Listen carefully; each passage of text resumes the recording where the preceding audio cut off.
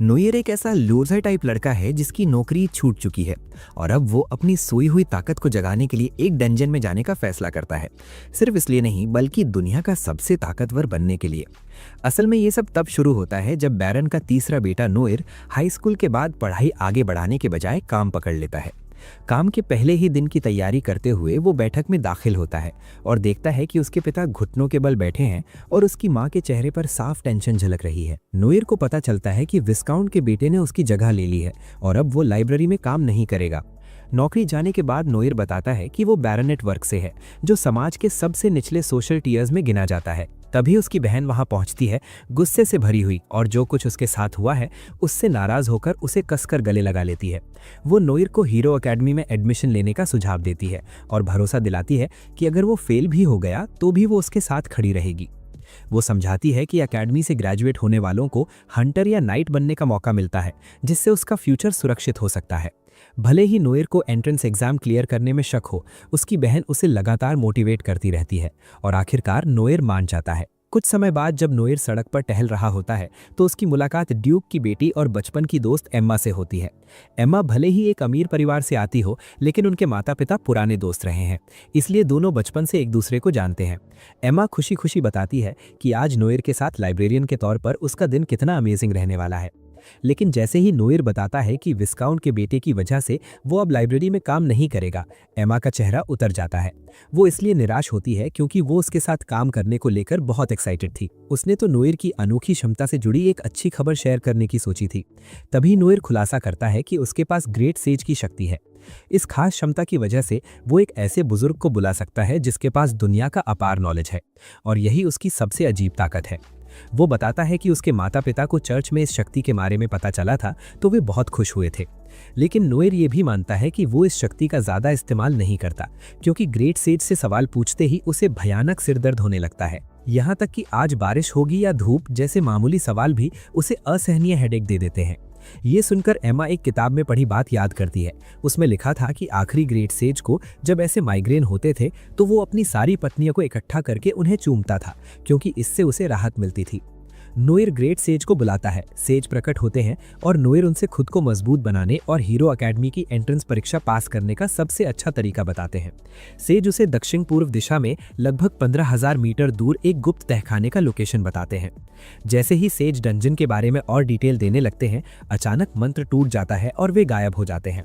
Noire का सिर फिर से दर्द से फटने लगता है। बिना समय गवाए एम्मा समाधान सुझाती है और उसे एक बार फिर चूमने को कहती है।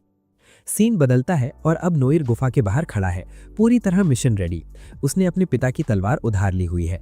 जैसे जैसे वो गुफा के अंदर उतरता है उसे एक विशाल दरवाजा दिखता है, जिसे वो सेज द्वारा बताए गए मंत्र से आसानी से खोल लेता है। अंदर बढ़ते हुए उसकी मुलाकात एक महिला से होती है जो जंजीरों में बंधी हुई है, और वही उसे इस होल तक लाई थी।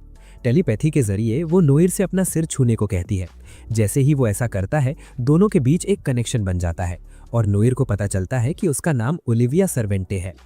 ओलिविया बताती है कि वो इस डंजन में इसलिए फंसी है क्योंकि वो अकेले अंदर आई थी और उसका सामना एक राक्षस से हो गया था। राक्षस को मारते ही एक ट्रैप एक्टिवेट हुआ और तभी से, यानी लगभग 200 सालों से, वो कैद है। ये सुनकर नोयर हैरान रह जाता है और उसे आज़ाद करना चाहता है, लेकिन ओलिविया उसे रोकती है और बताती है कि ये जंजीरें खास है, अगर इन्हें तोड़ा गया तो उसकी जान चली जाएगी। फिर भी वो बताती है कि उसने नोयर को इसलिए बुलाया क्योंकि वो बेहद अकेली थी और किसी से बात करना चाहती थी। इसके बाद वो नोयर से अपना माथा उसके माथे से लगाने को कहती है ताकि वो अपनी सारी शक्तियां उसे दे सके, क्योंकि जंजीरों में बंधी होने के कारण वो खुद उनका इस्तेमाल नहीं कर सकती। अपनी शक्तियां सौंपने के बाद ओलिविया कहती है कि अब नोयर उसे अपना मास्टर कह सकता है। वो समझाती है कि इन नई ताकतों के साथ नोयर यूनिक कैपेबिलिटीज बना सकता है और उन्हें अपनी रचनाओं के जरिए दूसरों को दे सकता है। साथ ही उसके पास एडिटिंग स्किल भी है, जिससे वो अपनी या किसी और की कैपेबिलिटीज को मॉडिफाई कर सकता है। हालांकि ओलिविया उसे चेतावनी देती है कि इन शक्तियों का इस्तेमाल सोच समझकर करना होगा। हर कैपेबिलिटी के लिए लाइफ पॉइंट्स यानी एलपी चाहिए होते हैं, और जितनी ताकतवर कैपेबिलिटी होगी उतने ही ज्यादा एलपी खर्च होंगे। ओलिविया बताती है कि नोयर वे काम करके एलपी कमा सकता है जिनसे उसे सच में मजा आता है, जैसे किसी पसंदीदा इंसान के साथ अपनी इच्छाएं पूरी करना, लजीज खाना एंजॉय करना, या पैसा कमाकर और खर्च करके संतुष्टि पाना। वो उसे सिखाती है कि बचे हुए एलपी कैसे चेक करने हैं और अपनी क्रिएशन एबिलिटी कैसे यूज करनी है। नोइर सफलतापूर्वक अपनी पहली चीज बनाता है और हवा में मौजूद धूल को सघन करके पत्थर की गोलियां चलाना सीख लेता है। लेकिन इतनी मेहनत के बाद नॉयर पूरी तरह एग्जॉस्टेड हो जाता है और उसे एहसास होता है कि अब उसे अपने लाइफ पॉइंट्स वापस बढ़ाने का कोई तरीका ढूंढना ही पड़ेगा। एक सीन में नॉयर अपनी बहन की गोद में लेटा हुआ दिखाया जाता है, जहां वो उससे गले लगाने की रिक्वेस्ट करता है और उसी पल उसके लाइफ पॉइंट्स बढ़ जाते हैं। अगले दिन नॉयर पार्क में एमा से मिलता है और एलपी बढ़ाने के इरादे से उससे भी गले लगाने की बात करता है। यहीं से नॉयर को वो पल याद आता है जब उसने एकेडमी की परीक्षा पास करने के लिए ओलिविया से एक मंत्र सिखाने को कहा था। ओलिविया उसे एनालिटिकल आई की शक्ति दिखाती है और नॉयर उसी एबिलिटी को टेस्ट करने के लिए एमा की क्षमताओं को चेक करता है। बातचीत के दौरान एमा बताती है कि उसके दिल के भारी आकार की वजह से उसकी गर्दन में लगातार दर्द रहता है। अपनी क्रिएशन पावर को आजमाने का मौका देखकर नॉयर एमा के दिल का आकार छोटा कर देता है, लेकिन ये चेंज एमा को बिल्कुल पसंद नहीं आता और वह उससे तुरंत पहले जैसा करने को कहती है। मजबूरन नॉयर को अपनी एडिटिंग स्किल का इस्तेमाल करना पड़ता है और अपनी कीमती एलपी खर्च हो जाने पर उसे हल्का सा रिग्रेट भी होता है।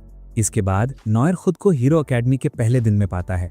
उसे तुरंत महसूस होता है कि वो चारों तरफ ऐसे लड़कों और विस्काउंट से घिरा है जो उसे सिर्फ इसलिए नीचा समझते हैं क्योंकि वह एक साधारण बैरोनेट है। नतीजा ये निकलता है कि कोई भी उसके साथ पहले मिशन में शामिल नहीं होना चाहता, जिसमें राक्षसों से जुड़ी सामग्री इकट्ठा करनी थी। नॉयर उदास खड़ा होता है, तभी एमा वहां आती है और उसकी टीममेट बनने का ऑफर देती है। वो बताती है कि उसने सिर्फ नॉयर के साथ रहने के लिए लाइब्रेरी की नौकरी तक छोड़ दी है। थोड़ी देर बाद लीनार ब्लंट नाम की एक लड़की भी टीम बनाने की इच्छा जताती है। हालांकि नॉयर की नीची सोशल स्टेटस की वजह से उसके मन में अभी भी थोड़ी नफरत बनी रहती है। प्रोफेसर सभी छात्रों को बताते हैं कि राक्षस सामग्री जमा करने के लिए उनके पास अगली सुबह तक का समय है। ज्यादातर छात्र चीजें खरीदकर ट्रैप लगाने की प्लानिंग करते हैं, जिससे अमीर छात्रों को साफ फायदा होता है। लीनार अलग अलग काम करने का सुझाव देती है। तभी नॉयर एक नया आइडिया सामने रखता है। वह कहता है कि क्यों ना वे फिर से काल दुखड़ी जाएं और अंदर मौजूद राक्षसों को सीधे हराकर सामग्री इकट्ठा करें। सीन कट होता है और नॉयर का सामना होता है डेड रीपर से, एक लेवल 99 के खतरनाक राक्षस से, जबकि खुद नॉयर सिर्फ लेवल 23 पर है। डेड रीपर दरांती से हमला करता है और नॉयर अपनी शक्तियों का इस्तेमाल करना चाहता है, लेकिन उसे एहसास होता है कि उसके पास पर्याप्त एलपी ही नहीं है। अपनी कमजोर ताकत से डेड रीपर को कुछ पल रोकने के बाद नॉयर की सारी एनर्जी खत्म होने लगती है और वह घुटनों के बल गिर जाता है। लेकिन आखिरी कोशिश में वह एक पत्थर की गोली बनाता है और उसे सीधे डेड रीपर की छाती में दाग देता है। इसी एक बार में राक्षस गिर जाता है और नॉयर का लेवल उछलकर 33 हो जाता है। अगले दिन प्रोफेसर एंट्रेंस एग्जाम की टॉप 3 टीमों के नतीजे घोषित करने वाले होते हैं। नॉयर को याद आता है कि उसने मास्टर ओलिविया से पूछा था कि क्या डेड रीपर को मारना परीक्षा पास करने के लिए काफ़ी है, और उन्होंने हाँ कहा था। प्रोफेसर पहले, दूसरे और तीसरे स्थान की टीमों के नाम बताते हैं और फिर ऐलान करते हैं कि नॉयर की टीम ने दूसरे नंबर वाली टीम से 10 गुना ज़्यादा पॉइंट्स लेकर परीक्षा जीत ली है। नॉयर, एमा और लीनार अपनी इस अनएक्सपेक्टेड जीत से पूरी तरह शॉक में होते हैं। प्रोफेसर बताते हैं कि डेड रीपर की खोपड़ी लाकर उन्होंने न सिर्फ परीक्षा पास की, बल्कि अकेडमी के इतिहास में अपना नाम भी दर्ज करा लिया। घर पर नॉयर का परिवार ये खबर सुनकर बेहद खुश होता है, लेकिन खुशी तब फीकी पड़ जाती है जब उन्हें स्कूल की भारी फीस 3 लाख रियल का पता चलता है। नॉयर खुद भी अनश्योर हो जाता है कि वे ये रकम कैसे जुटाएंगे। सीन बदलता है और नॉयर फीस के बारे में बात करने के लिए काल दुखड़ी में अपनी मालकिन से मिलने जाता है। मास्टर ओलिविया उसे सलाह देती हैं कि वह राक्षसों को मारकर और उनकी सामग्री बेचकर पैसा कमा सकता है। नॉयर हिचकिचाता है क्योंकि परीक्षा के दौरान हुई घटना के बाद वह और ज्यादा अटेंशन नहीं चाहता। उसे याद आता है कि उसने लीनार से कहा था कि डेड रीपर को हराने का क्रेडिट वही ले ले, क्योंकि एक काउंट की बेटी को पहचान मिलना आसान है, बजाय एक बैरोनेट के जिसे लोग अक्सर बेकार समझते हैं। नॉयर अपने गुरु को बताता है कि उसने अपनी मेहनत का सारा श्रेय अपने क्लासमेट को दे दिया। ओलिविया शांत आवाज में कहती हैं कि इस हालात में पैसा कमाने का बस एक ही तरीका है, एडवेंचरस गिल्ड ज्वाइन करना। कुछ देर बाद नॉयर गिल्ड में रजिस्ट्रेशन कराने के लिए महल पहुंचता है और वहां रिसेप्शनिस्ट लोला से मिलता है। लोला उसे अलग अलग तरह के एडवेंचरस के बारे में बताती है। कुछ प्राकृतिक संसाधन इकट्ठा करते हैं, कुछ राक्षसों का शिकार करते हैं और कुछ एक्सप्लोर करते हैं। हर एडवेंचरर को एक रैंक दी जाती है, जिसके हिसाब से उनके मिशंस और कमाई तय होती है। लोला उसे भरोसा दिलाती है कि अगर वो अच्छा परफॉर्म करेगा तो उसकी रैंक जल्दी ऊपर जा सकती है। वो उसे अपनी एबिलिटीज लिखने के लिए कागज देती है, लेकिन नॉयर घबरा जाता है। लोला उसे रीएश्योर करती है कि उसकी जानकारी गिल्ड के अंदर ही सीक्रेट रहेगी। इसी बीच लोला की मीठी खुशबू से नॉयर थोड़ा डिस्ट्रैक्ट हो जाता है। हालांकि लोला को शक होने लगता है कि शायद वह अपनी क्षमताओं के बारे में झूठ बोल रहा है। वो बताती है कि जिस गिल्ड में वे हैं उसका नाम ओडिन गिल्ड है, वही गिल्ड जिसमें कभी ओलिविया सर्वेंटी भी शामिल थी। नॉयर अपनी एक्साइटमेंट रोक नहीं पाता और तुरंत पूछ बैठता है कि क्या वह उसके गुरु की बात कर रही है, और अगले ही पल उसे अपने इस अचानक सवाल पर पछतावा होने लगता है, क्योंकि लोला बताती है कि ओलिविया के उत्तराधिकारी होने का दावा करने वाले फेक सक्सेसर्स कभी कभी सामने आते रहते हैं। नॉयर के दावों को वेरीफाई करने के लिए लोला एक किताब निकालती है और समझाती है कि अगर वो सच कह रहा है तो उसकी सारी एबिलिटीज उसी किताब में ऑटोमेटिकली दर्ज हो जाएंगी। लोला नॉयर से किताब पर हाथ रखने को कहती है। पूरी कॉन्फिडेंस के साथ नॉयर एक शर्त रख देता है। वो कहता है कि अगर उसकी क्षमताएं किताब में लिखी मिल जाएं तो लोला को किताब का निचला हिस्सा उठाकर उससे माफी मांगनी होगी। किताब में नॉयर की एबिलिटीज चमकने लगती हैं और लोला ये देखकर हैरान रह जाती है कि नॉयर सच में ओलिविया का असली सक्सेसर है। वादा निभाते हुए लोला शर्त के मुताबिक अपनी स्कर्ट का निचला हिस्सा उठाती है। ये अनएक्सपेक्टेड सीन नॉयर को थोड़ा ज्यादा ही एक्साइट कर देता है और उसी पल उसके एलपी यानी लाइफ पावर बढ़ जाते हैं। इसके बाद नॉयर लोला को बताता है कि उसे अपनी ट्यूशन फीस भरने के लिए सिर्फ एक हफ्ते में 3 लाख रील कमाने होंगे। लोला उसे रेनबो ग्रास हॉपर पकड़ने का काम देती है। नॉयर थोड़ा हेजिटेट करता है क्योंकि ये कीड़े पकड़ना नोटोरियसली मुश्किल माने जाते हैं, लेकिन लोला उसके स्किल्स पर भरोसा जताती है और कहती है कि वो ये काम आराम से कर सकता है। उसे मोटिवेट करते हुए लोला नॉयर के पास झुकती है और उसके कान में फुसफुसाती है कि केपेबल मैन उसे बेहद अट्रैक्टिव लगते हैं। मिशन पर निकलते वक्त नॉयर सोचता है कि क्या उसे फिर से सेज को बुलाकर पास के रेनबो ग्रास हॉपर्स का पता लगाना चाहिए, भले ही इससे भयानक सिरदर्द क्यों ना हो जाए। उसे याद आता है कि एमा के पास रहने और उसे किस करने से उसका दर्द कम हो जाता है, लेकिन वो ये भी समझता है कि हर बार उसी पर डिपेंड रहना सही नहीं है। थोड़ी देर सोचने के बाद नॉयर मदद के लिए सेज को बुलाने का फैसला करता है। सेज उसे पास के रेनबो ग्रास हॉपर्स की एग्जैक्ट लोकेशन बता देता है। नॉयर दर्द को सहते हुए कहता है कि सिरदर्द अनबेरेबल है और फिर खोज में आगे बढ़ जाता है। आखिरकार उसे पहला रेनबो ग्रास हॉपर मिल जाता है, लेकिन जश्न मनाने से पहले ही एमा वहां पहुंच जाती है। एमा गुस्से में होती है क्योंकि नॉयर ने उसे गिल्ड में एडवेंचरर बनने के अपने फैसले के बारे में कुछ भी नहीं बताया था। नॉयर समझाता है कि वो उसे किसी भी तरह के डेंजर में नहीं डालना चाहता था, इसलिए उसने चुप रहना बेहतर समझा। जवाब में एमा उसे उनका बचपन का वादा याद दिलाती है कि वे जिंदगी और मौत तक साथ रहेंगे। एमा कहती है कि रेनबो ग्रास हॉपर्स ढूंढने का सबसे इफेक्टिव तरीका सेज को बुलाना ही है। उसे शांत करने की कोशिश में नॉयर कहता है कि अब सेज को बुलाने से होने वाले सिरदर्द के लिए उसे किस करने की जरूरत नहीं है। ये सुनकर एमा थोड़ी उदास हो जाती है। उसकी रिएक्शन देखकर नॉयर जल्दी से जोड़ता है कि उनकी चाइल्डहुड बॉन्ड और पुरानी दोस्ती के हिसाब से एक फ्रेंडली ग्रीटिंग किस बिल्कुल नॉर्मल है। इसके बाद नॉयर और एमा मिलकर कई रेनबो ग्रास हॉपर्स कलेक्ट कर लेते हैं।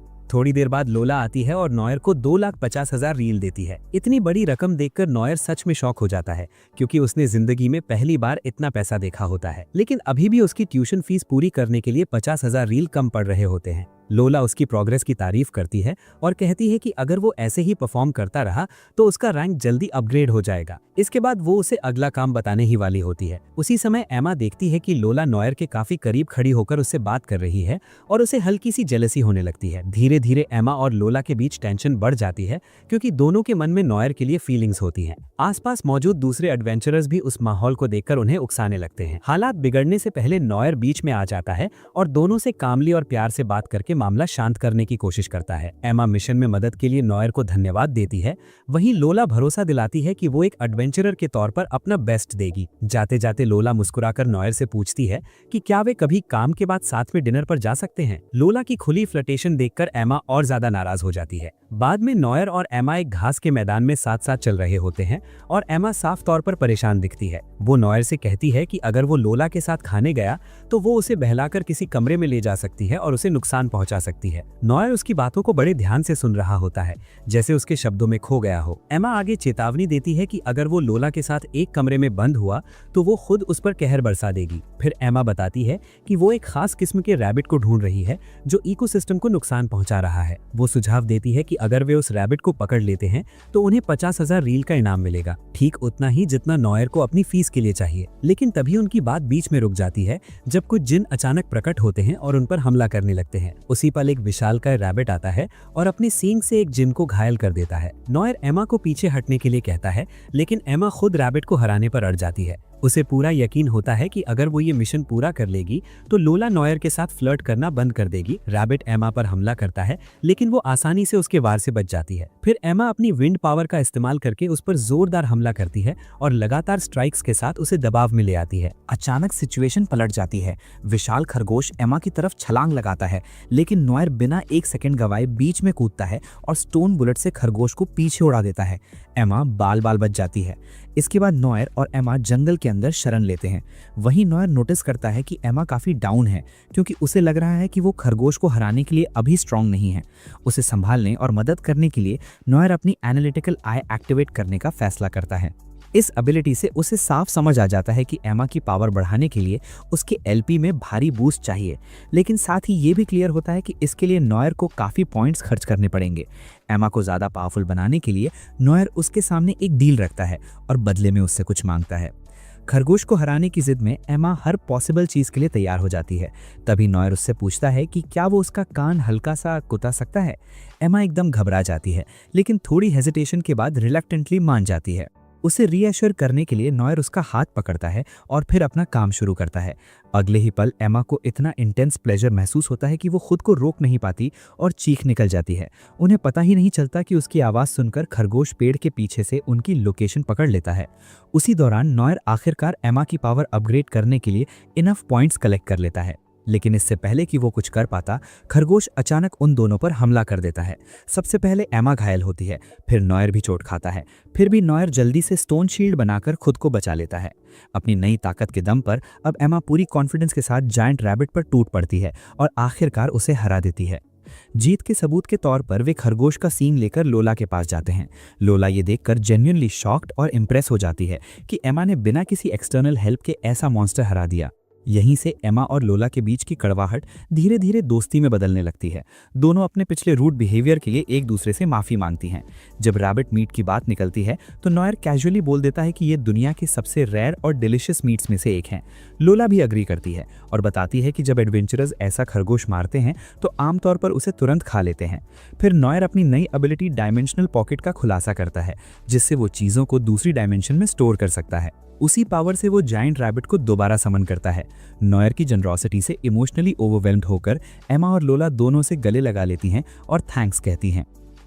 तीनों मिलकर उस खरगोश के स्वादिष्ट मांस का मजा लेते हैं।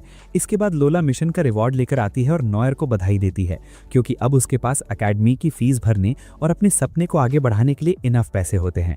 चारों तरफ एडवेंचरर्स उसे चीयर कर रहे होते हैं और हीरो एकेडमी में एंट्री मिलने पर उसे बधाई दे रहे होते हैं। ये सब देखकर नॉयर थोड़ा इमोशनल हो जाता है। वो सबका धन्यवाद करता है और ओपनली मानता है कि मास्टर ओलिविया के बिना ये सब पॉसिबल नहीं था। कहीं दूर ओलिविया भी नॉयर की ग्रोथ देखकर गर्व महसूस कर रही होती है। आखिरकार नॉयर और एमा अपनी फीस जमा करके एकेडमी से बाहर निकलते हैं। चलते चलते एमा नॉयर से कहती है कि वो रिस्पेक्टफुली सिर झुका ले, क्योंकि मशहूर ड्यूक एल्बर्ट की बेटी मारिया फिना एल्बर्ट सामने से गुजर रही है। क्यूरियोसिटी में नॉयर तुरंत अपनी एनालिटिकल आई से मारिया को स्कैन करता है। जो वो देखता है उससे वो अंदर तक हिल जाता है। मारिया पर एक डेडली कर्स है, जिसकी वजह से वो 16 ईयर्स की एज में मरने वाली है।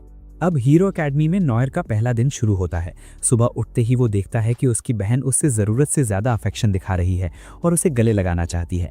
तभी उसके पिता बीच में आ जाते हैं और माहौल ऑकवर्ड हो जाता है। बाहर एमा पहले से उसका इंतजार कर रही होती है और दोनों साथ साथ एकेडमी की तरफ निकलते हैं। रास्ते में नॉयर बताता है कि एकेडमी में हर स्टूडेंट को अपना नोबल रैंक बैच पहनना ज़रूरी है, जिससे उनकी सोशल और फाइनेंशियल स्टेटस दिखती है। क्लास में पहुंचते ही नॉयर को उसकी लो नोबल बैकग्राउंड की वजह से अपने क्लासमेट्स की कोल्ड नज़रों का सामना करना पड़ता है।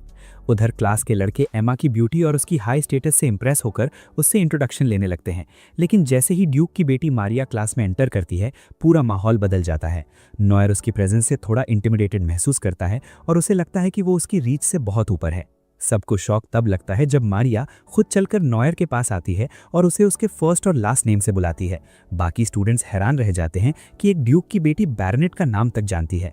मारिया नॉयर से मिलकर खुशी जताती है और कहती है कि वो उनके बीच अच्छे रिलेशंस चाहती है। वो एमा को भी ग्रीट करती है, जिससे एमा चौंक जाती है, क्योंकि ये उनकी पहली मुलाकात होती है। इसके बाद मारिया मुस्कुराकर कहती है कि वो फिर मिलेंगी और चली जाती है। उसके जाते ही वही लड़का जो पहले नॉयर को नीचा दिखा रहा था, अब फ्रेंडली एटीट्यूड के साथ उससे बात करने आता है, लेकिन नॉयर उसे इग्नोर करता है और एमा के साथ आगे बढ़ जाता है। इसके बाद दोनों अपनी पहली फाइटिंग क्लास में पहुंचते हैं।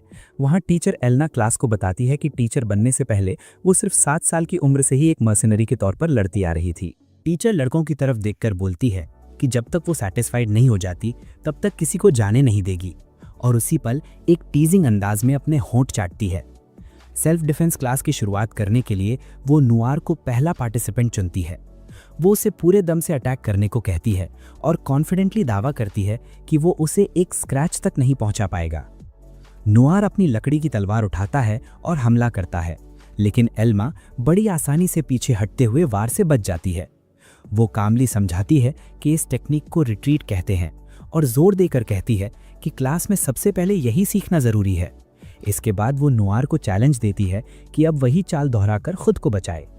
अपनी एबिलिटीज पर भरोसा रखते हुए नुआर को लगता है कि इस बार तो ये मूव आसानी से हो जाएगा, लेकिन तभी एल्मा अचानक तेजी से उस पर हमला कर देती है और नुआर को रिएक्ट करने का मौका ही नहीं मिलता। दर्द से संभलने के बाद एल्मा मुस्कुराते हुए उससे कहती है कि अगर वो सही तरह से रिट्रीट कर पाया तो उसे एक ऐसा रिवॉर्ड मिलेगा जिसे वो ज़रूर एंजॉय करेगा। ये कहते हुए वो हल्का सा अपनी ब्लाउज खोलती है। पूरा क्लासरूम एक पल के लिए फ्रीज हो जाता है और बाकी स्टूडेंट्स के चेहरे पर जेलसी साफ दिखने लगती है। इस टेम्पटिंग रिवॉर्ड से मोटिवेट होकर नुआर अपनी स्किल्स और फोकस का इस्तेमाल करके रिट्रीट टेक्निक को परफेक्ट करने का फैसला करता है। जैसे ही एल्मा दोबारा लकड़ी की तलवार से हमला करती है, इस बार नुआर सही टाइमिंग के साथ पीछे हट जाता है। ये देखकर टीचर ही नहीं पूरी क्लास हैरान रह जाती है। अचीवमेंट की फीलिंग के साथ नुआर कॉन्फिडेंटली एल्मा से अपना रिवॉर्ड मांगता है। क्लास के लड़के जलते रहते हैं क्योंकि नुआर जिंदगी को पूरी तरह एंजॉय कर रहा होता है, लेकिन वहीं एम्मा ये सब थोड़ी उदासी के साथ देखती है। उसके मन में डर होता है कि कहीं नुआर का दिल टीचर की तरफ ना झुक जाए। कुछ लड़के नुआर के पास आकर पूछते हैं कि एक्सपीरियंस कैसा था, लेकिन तभी एल्मा अगला ड्रिल शुरू करते हुए स्टूडेंट्स को पेयर्स बनाने का आदेश देती है। खास तौर पर वो नुआर और एम्मा को कहती है कि वे दोनों साथ पेयर नहीं बना सकते। इसी तरह वो मारिया को भी मना कर देती है कि वो अपनी अटेंडेंट के साथ पेयर ना बनाए।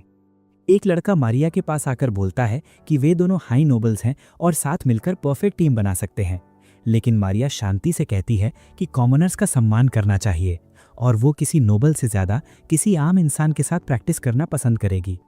इतना कहकर वो सीधे नुआर के पास जाती है और उससे अपना ट्रेनिंग पार्टनर बनने को कहती है। नुआर थोड़ा चौंकते हुए जवाब देता है कि उसके साथ टीम बनाना उसके लिए ऑनर की बात है। प्रैक्टिस शुरू होते ही मारिया नुआर को पकड़कर जकड़ लेती है, लेकिन अगले ही पल वो अचानक बेहोश हो जाती है और नुआर पर गिर पड़ती है, जिससे गलती से उसकी छाती नुआर के चेहरे से टकरा जाती है। सिचुएशन बिगड़ने से पहले नुआर तुरंत सबको साफ साफ बता देता है कि मामला उतना सीरियस नहीं है जितना दिख रहा है। फिर भी मारिया की अटेंडेंट उसकी बात सुने बिना मारिया को संभालने लगती है। नुआर को अब साफ समझ आ जाता है कि ये हालत उसी कर्स की वजह से है जो मारिया की 16 साल की उम्र में जान ले लेगा। वो कर्स हटाने के लिए अपनी एडिट स्किल इस्तेमाल करने के बारे में सोचता है, लेकिन 8000 पॉइंट्स की कीमत उसके मौजूदा 2000 पॉइंट से बहुत ज़्यादा होती है। कोई रास्ता निकालने के इरादे से नुआर ग्रेट सेज को समन करने का फैसला करता है। सेज उसे बताता है कि उसे सारी लड़कियों को एक लाइन में खड़ा करके उनके दिलों को छूते हुए तेजी से दौड़ना होगा। अगर वो ये टास्क पूरा कर लेता है तो उसे 2000 लाइफ पॉइंट्स मिलेंगे, लेकिन नुआर को जल्दी ही समझ आ जाता है कि ऐसा करते हुए जिंदा बचना ही मुश्किल है, और वैसे भी ये 2000 पॉइंट्स मारिया को बचाने के लिए काफ़ी नहीं होंगे। ग्रेट सेज को बुलाने के बाद आए भयानक हेडेक से परेशान होकर नुआर दर्द कम करने के लिए एम्मा से किस मांगता है। एम्मा सबके सामने ऐसा करने में शर्म महसूस करती है, लेकिन सिचुएशन से ओवरवेल्म्ड होकर नुआर इम्पल्स में आकर पूरी क्लास के सामने ही एम्मा को किस कर लेता है। क्लास की लड़कियां इस अनएक्सपेक्टेड सीन से इम्प्रेस हो जाती हैं, लेकिन बदकिस्मती से टीचर को गुस्सा आ जाता है और नुआर को पनिशमेंट के तौर पर दौड़ लगवाती है। इसके बाद नुआर और एम्मा मारिया के कर्स का सल्यूशन ढूंढने के लिए लोला से मदद लेने जाते हैं। जैसे ही वे पहुंचते हैं, लोला जल्दी जल्दी बाथरूम में भागती है ताकि मेकअप ठीक कर सके, क्योंकि उसे नुआर के आने की उम्मीद नहीं थी। लौटने पर नुआर उसे मारिया के कर्स के बारे में बताता है और उम्मीद से उसकी तरफ देखता है। लोला बताती है कि उसकी दोस्त ल्यूना के पास शरीर से बुराई हटाने की पावर है, लेकिन वो साफ करती है कि कर्सेस को रिमूव करना उसके बस में नहीं है। मारिया की तारीफों और उसे बचाने की स्ट्रॉन्ग इच्छा से मोटिवेट होकर नुआर उसे हर हाल में बचाने का फैसला करता है। वो लोला से लूना से मिलवाने को कहता है और वे मंदिर की तरफ निकलते हैं। वहाँ लूना से मिलने के लिए बीमार लोगों की लंबी लाइन लगी होती है। लेकिन मंदिर के अंदर पहुंचने पर लूना आराम कर रही होती है, क्योंकि लगातार लोगों का इलाज करने से उसकी एनर्जी खत्म हो चुकी होती है। लोला उसे डिस्टर्ब करने के लिए माफ़ी मांगती है, लेकिन कहती है कि मामला बहुत ज़रूरी है। इसी बीच नुआर 2 हफ्ते बाद डंजन में अपनी मास्टर से मिलने जाता है और जाहिर है वो उससे काफ़ी नाराज़ होती है। वो मारिया को उसके कर्ज के बारे में सब कुछ समझाता है और गाइडेंस मांगता है। टीचर नुआर को बताती है कि बड़ी मात्रा में एलपी इकट्ठा करना कोई आसान काम नहीं है और हल्के इशारे में सुझाव देती है कि उसे लूना की हेल्प लेनी चाहिए। वो ये भी समझाती है कि लूना एक एल्फ है और अलग अलग स्पीशीज़ के लोगों के साथ अपनी डिज़ायर्स पूरी करने से ज़्यादा लाइफ पॉइंट्स मिल सकते हैं। ये सुनकर नुआर पॉसिबिलिटी सोचकर थोड़ा एक्साइटेड हो जाता है और अपनी टीचर से पूछता है कि वो पूरे 10,000 एलपी कैसे कमा सकता है। टीचर उसे एक टेक्निक के बारे में बताती है जिसका नाम है लकी परवर्ट। वो कहती है कि इस स्किल से वो काफ़ी पॉइंट्स कमा सकता है। इस एबिलिटी को एक्टिवेट करने के लिए 300 एलपी खर्च होंगे, लेकिन बदले में एक्सपीरियंसेस ऐसे होंगे जिन्हें वो कभी भूल नहीं पाएगा। अपनी टीचर के ऑफर को एक्सेप्ट करते हुए नुआर को लकी परवर्ट स्किल मिल जाती है। थोड़ी देर बाद एमा की तरफ जाते हुए वो गलती से एक बिल्ली से टकरा जाता है और उसका चेहरा सीधे एमा के चेस्ट में चला जाता है। ये अचानक हुआ मोमेंट उसकी लकी परवर्ट एबिलिटी को ट्रिगर कर देता है और उसके एलपी अपने आप बढ़ जाते हैं। अब नुआर को इस स्किल की वजह से लगातार पॉइंट्स मिलने लगते हैं, क्योंकि आसपास की लड़कियों के साथ अजीब सी लकी सिचुएशंस बनती रहती हैं। तेज हवा चलती है, कपड़े उड़ते हैं और उसे अनचाही झलकियां मिल जाती हैं। हालांकि नुआर को ये पावर पसंद आती है, लेकिन वो डिसाइड करता है कि इसे कंट्रोल में रखेगा ताकि हर समय या सीरियस सिचुएशंस में एक्टिवेट ना हो। इसी बीच लोला लूना को लेकर आती है और दोनों देखती हैं कि एमा नुआर को लड़कियों को घूरने के लिए डांट रही है। लूना मुस्कुराते हुए नुआर की तारीफ करती है और कहती है कि वो क्यूट है और शायद उसका टाइप भी। मिलने के बाद लूना उनसे ड्यूक की बेटी वाले केस पर बात करने के लिए साथ चलने को कहती है। लूना के पीछे चलते हुए एमा धीरे से कहती है कि लूना बहुत सुंदर है और उसके पैर भी लंबे हैं। वो थोड़ा इनसिक्योर होकर बोलती है कि काश वो लूना से ना मिली होती, और उसे डर लगने लगता है कि कहीं नुआर को लूना से प्यार ना हो जाए, क्योंकि एमा के पास लूना से बेहतर बस उसका चेस्ट ही है। वे सब एक रेस्टोरेंट में पहुंचते हैं जहां लूना बताती है कि उसने पहले भी मारिया की जांच की थी, लेकिन कर्ज हटाने का फैसला नहीं किया था। लूना समझाती है कि वो टेक्निकली कर्ज हटा सकती है, लेकिन 16 ईयर डेथ कर्ज को रिमूव करना उसके लिए पॉसिबल नहीं है। नुआर उसे बताता है कि मारिया के पास जीने के लिए सिर्फ कुछ हफ्ते बचे हैं और वो लगातार पेन और अनकॉन्शियसनेस झेल रही है। लूना के चेहरे पर उदासी देखकर और खुद को इस हालत का जिम्मेदार मानते हुए नुआर अपनी एनालिटिकल आई एक्टिवेट करता है और असली वजह समझ जाता है कि लूना क्यों कर्ज नहीं हटा पा रही। अगर लूना किसी का कर्ज हटाती है तो उसकी अपनी उम्र कम हो जाएगी। लूना उनसे रिक्वेस्ट करती है कि वे उसे मारिया के घर ले चलें ताकि वो उसका इलाज कर सके, लेकिन नुआर जोर देता है कि वो उससे अकेले में बात करना चाहता है। वो साफ साफ कहता है कि उसे पता है लूना क्यों इलाज नहीं कर सकती, फिर भी लूना पूरी डिटर्मिनेशन के साथ कहती है कि वो कोशिश करेगी। लूना बताती है कि उसकी माँ, जो खुद एक प्रीस्टेस थी, लोगों का इलाज करती थी, लेकिन कर्सेस हटाने की वजह से उनकी उम्र घटती चली गई और आखिरकार उनकी मौत हो गई।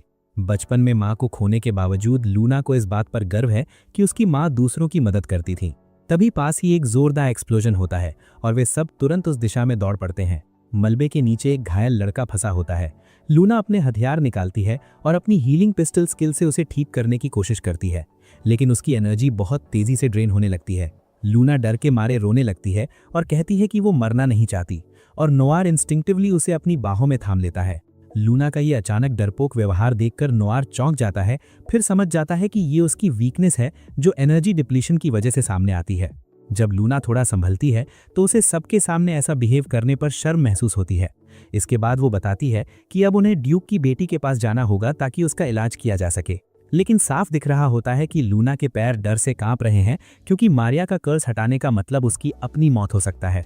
अपनी माँ की तरह लोला उसे गले लगाती है और उसकी सिचुएशन को पहले ना समझ पाने के लिए माफी मांगती है। तभी नुआर सबको बताता है कि उसने लूना की एबिलिटीज को स्टडी किया है और मारिया को बचाने का एक तरीका ढूंढ लिया है जिसमें लूना को सैक्रिफाइस नहीं करना पड़ेगा। हालांकि इस प्लान के लिए बहुत ज्यादा एलपी चाहिए होंगे और फिलहाल नुआर के पास उतने पॉइंट्स नहीं है। नुआर लड़कियों को समझाता है कि उसे जरूरी 2000 एलपी कैसे कमाने होंगे और साथ ही लूना की फाइनेंशियल कंडीशन कैसे सुधारी जा सकती है। नुआर बताता है कि वो लूना की स्किल्स को एडिट करके ऐसा बना सकता है कि वे उसकी लाइफ स्पैन की जगह उसके पैसे कंज्यूम करे। इसी दौरान लोला के दिमाग में एक ब्रिलियंट आइडिया आता है। वो बताती है कि अमीर नोबल्स द्वारा आयोजित एक इवेंट है जिसे एरन्स प्राइड डे कहा जाता है। वे सब ट्राई करने का फैसला करते हैं और अरीना पहुंचते हैं। वहां होस्ट अनाउंस करता है कि पुरुष अपनी गर्लफ्रेंड्स को शोकेस करेंगे और विनर को 10 लाख रील्स का इनाम मिलेगा। लेकिन ऑडियंस में बैठे सिंगल्स हाथों में शेल्स लेकर पार्टिसिपेंट्स का मजाक उड़ाने लगते हैं और गुस्से में कहते हैं कि ये लोग लकी हैं और इन्हें मर जाना चाहिए। लोला समझाती है कि प्रेजेंटर ने ये इवेंट अपने पर्सनल हार्ट ब्रेक की वजह से रखा है क्योंकि उसे भी महिलाओं ने धोखा दिया था और ठीक उन जेलस स्पेक्टेटर्स की तरह ही वो अट्रैक्टिव मेन से नफरत करता है। माहौल में फैले टेंशन को महसूस करते ही नुआर थोड़ा घबरा जाता है और मन ही मन घर लौटने की इच्छा जताता है। उसके डर के बावजूद इवेंट शुरू हो जाता है और पहला पार्टिसिपेंट मंच पर आता है। वो लड़का अपनी 3 गर्लफ्रेंड्स के साथ स्टेज पर खड़ा होता है और अब ऑडियंस का काम होता है अगर उन्हें किसी लड़की में जरा सी भी कमी दिखे तो खुलकर उसकी आलोचना करना। कुछ पलों के लिए पूरा हॉल बिल्कुल साइलेंट हो जाता है और फिर अचानक भीड़ एक लड़की पर चिल्लाने लगती है। कोई उसकी नाक की तुलना सुअर से करता है तो कोई उसके बॉयफ्रेंड द्वारा दिए गए ठंडे बेजान किस का मजाक उड़ाता है। भीड़ में से कोई बेरहमी से कहता है कि वो मंच पर खड़ी इन लड़कियों जैसी बैड लुकिंग लड़की के बजाय कुत्ते को डेट करना ज़्यादा पसंद करेगा। ये सुनते ही अपमानित लड़की टूट जाती है और वहीं रोने लगती है। नुआर और लड़कियां ये सब देखकर सहम जाती हैं क्योंकि अब उन्हें साफ समझ आ जाता है कि अगर वे ऑडियंस की एक्सपेक्टेशंस पर खरी नहीं उतरी तो उन्हें भी इसी तरह की क्रूअल्टी झेलनी पड़ेगी। पूरी रात यही सिलसिला चलता रहता है। एक के बाद एक ग्रुप्स आते हैं और अगर उनकी महिलाएं सबसे सुंदर नहीं मानी जाती तो उन्हें दिल तोड़ने वाला ह्यूमिलिएशन सहना पड़ता है। लेकिन तभी माहौल अचानक बदल जाता है जब ग्रुप 9 एक बेहद अट्रैक्टिव लड़की के साथ मंच पर आता है। ऑडियंस एकदम चुप हो जाती है। उन्हें क्रिटिसाइज करने का कोई मौका नहीं मिलता और मजबूरी में वे गुस्से से कहते हैं कि अब सारा फ्रस्ट्रेशन अगले ग्रुप पर निकाला जाएगा। लोला चुपचाप बताती है कि ग्रुप 9 में उनकी एकेडमी के राइवल गिल्ड के एडवेंचरर्स शामिल हैं। ये सुनते ही नुआर और ज्यादा इनसिक्योर महसूस करने लगता है क्योंकि उसे लगने लगता है कि अब वही टीम पूरे 10 लाख रायल जीत सकती है। अब बारी होती है नुआर और लड़कियों की। एमा साफ डरी हुई है लेकिन नुआर उसके कान के पास झुककर धीरे से कुछ एनकरेजिंग वर्ड्स बोलता है जिससे उसे थोड़ा कॉन्फिडेंस मिलता है। जैसे ही वे मंच पर आते हैं ऑडियंस खास तौर पर एमा की लुक्स देखकर एक्साइटेड हो जाती है। उसके बाद लूना का इंट्रोडक्शन होता है, फिर लोला का। ऑडियंस रुकती नहीं, वे लगातार चीप और वल्गर कमेंट्स पास करते रहते हैं। तभी होस्ट अनाउंस करता है कि नुआर और उसकी टीम ने पूरे देश में हाईएस्ट स्कोर हासिल किया है। ये सुनते ही नुआर और लड़कियां खुशी से झूम उठती हैं और जीत सेलिब्रेट करने लगती हैं। लेकिन लोला तुरंत उन्हें रोकते हुए कहती है कि कंपटीशन अभी खत्म नहीं हुआ है। होस्ट आगे घोषणा करता है कि प्राइज जीतने के लिए उन्हें ऑडियंस में मौजूद हर पुरुष को सेटिस्फाई करना होगा। नुआर और लड़कियां इसका खुलकर विरोध करती हैं और कहती हैं कि ये अनफेयर है क्योंकि वे पहले ही खुद को विनर साबित कर चुकी हैं। तभी अचानक एक मास्क आदमी सामने आता है जिसके हाथ में एक बोर्ड होता है जिस पर कुछ ट्रिकी चैलेंजेस लिखे होते हैं। लड़कियां आपस में मिलकर स्ट्रेटेजी बनाती हैं कि कैसे नुआर को इम्प्रेस किया जाए। वे चैलेंजेस पूरे करना शुरू करती हैं जिसमें नुआर को बच्चे की तरह पैम्पर करना भी शामिल है। जैसे जैसे परफॉर्मेंस आगे बढ़ती है होस्ट और ऑडियंस दोनों ही नुआर को मिल रहे अटेंशन से जलने लगते हैं। आखिरकार वे फाइनल चैलेंज तक पहुंचते हैं जहां उन्हें यह साबित करना होता है कि वे सबसे बेहतरीन हैरीन हैं। लड़कियां नुआर को 3 बार किस करती हैं। ये देखकर होस्ट भावुक हो जाता है। उसे अपनी पत्नी याद आ जाती है जो उसे छोड़कर चली गई थी और वो रोने लगता है। आंसू भरी आंखों से वो उन पर पैसों की बारिश करता है और उन्हें जाने के लिए कह देता है। जैसे ही नुआर और लड़कियां कॉलेजियम से बाहर निकलती हैं ऑडियंस बेकाबू हो जाती है और उन पर खाना फेंकने लगती है। इस केओस के बावजूद वे हंसते हुए बाहर निकल जाती हैं, अपनी शेयर्ड विक्ट्री को एंजॉय करते हुए। बाहर आकर नुआर को खुद पर यकीन नहीं होता कि उन्होंने कुछ इतना क्रेजी करके पैसे जीत लिए हैं और उसे ऐसा महसूस होता है जैसे वे सच में किसी फेरी टेल में हों।